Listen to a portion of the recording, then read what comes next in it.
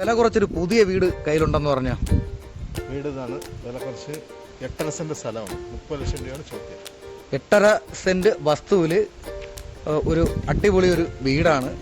അതായത് വലിയ പഴക്കമൊന്നുമില്ലാത്ത, ഒരുപാട് പഴക്കമൊന്നുമില്ലാത്തൊരു വീടാണ്. അത്യാവശ്യം പുതിയ മോഡലിൽ തന്നെയാണ് ഈ ഒരു വീടൊക്കെ ചെയ്തിരിക്കുന്നത്.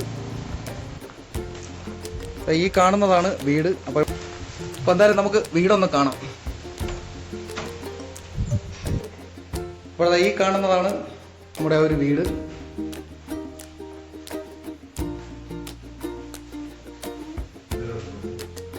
അപ്പോൾ ഈ നേരെ കയറി വരുമ്പം ഈ കാണുന്ന ഒരു ബെഡ്റൂമാണ്. അപ്പോൾ ഇവിടെ വരുന്നത് 2 ബെഡ്റൂമാണ്. അത്യാവശ്യം സ്പേസ് ഒക്കെ ഉള്ള 2 ബെഡ്റൂമാണ് വരുന്നത്. ഈ കാണുന്ന ബെഡ്റൂമാണ്. അതുപോലെ ഈ ഒരു ബെഡ്റൂമിൽ അറ്റാച്ച്ഡ് ബാത്റൂമാണ് വരുന്നത് അല്ലേ. അതുപോലെ ഫ്രണ്ടിലായിട്ട് അതുപോലെ ഇവിടെ ഒരു കോമൺ ബാത്റൂമും ഉണ്ട്. ഇതാണ് കിച്ചൺ.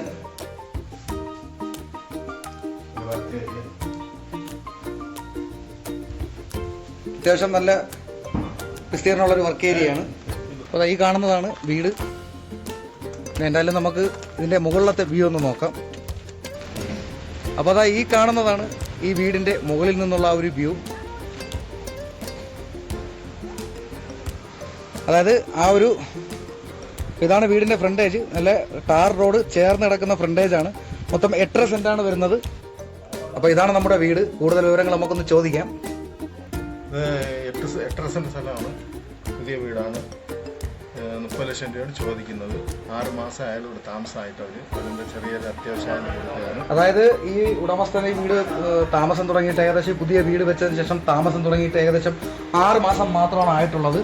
അപ്പോൾ അതുകൊണ്ട് പുതിയ വീടെന്ന് തന്നെ നമുക്കിതിനെ പറയാം. അവർക്കൊരു അത്യാവശ്യമായതുകൊണ്ട് മാത്രമാണ് ഇപ്പോൾ വസ്തുവും വീടും വിൽക്കുന്നത്. അത് വെറും 30 ലക്ഷം രൂപ മാത്രമാണ് ചോദിക്കുന്നത്. അതുപോലെ ഇത് നമ്മുടെ മെയിൻ ടാർ റോഡാണ്. അപ്പോൾ ഇതിൻ്റെ ലൊക്കേഷൻ വരുന്നത് വെമ്പായം നെടുമങ്ങാട് റോഡിൽ തേക്കട എന്ന സ്ഥലത്ത് നിന്ന്, തേക്കടയിൽ നിന്നും 3 കിലോമീറ്റർ ചുറ്റളവിലാണ് ഈ ഒരു വീട് വരുന്നത്. അത്യാവശ്യം മനോഹരമായിട്ടുള്ളൊരു വീട് തന്നെയാണ്. ബഡ്ജറ്റിൽ നിങ്ങൾക്ക് വീടും വസ്തുവും വാങ്ങിക്കുവാൻ വേണ്ടി ഞങ്ങളെ സമീപിക്കുക. അതുപോലെ നമ്മുടെ ഈ ചാനലൊന്ന് സബ്സ്ക്രൈബ് ചെയ്ത് വെച്ച് കഴിഞ്ഞാൽ എപ്പോഴെങ്കിലും നിങ്ങൾക്ക് അത് ഉപകാരപ്പെടാം. എന്തായാലും വീഡിയോ ഒക്കെ ഒന്ന് പരമാവധി ഒന്ന് ഷെയർ ചെയ്യുക. എന്തായാലും അടുത്തൊരു വീഡിയോയിൽ കാണുന്നവരെ എല്ലാവർക്കും നന്ദി, നമസ്കാരം.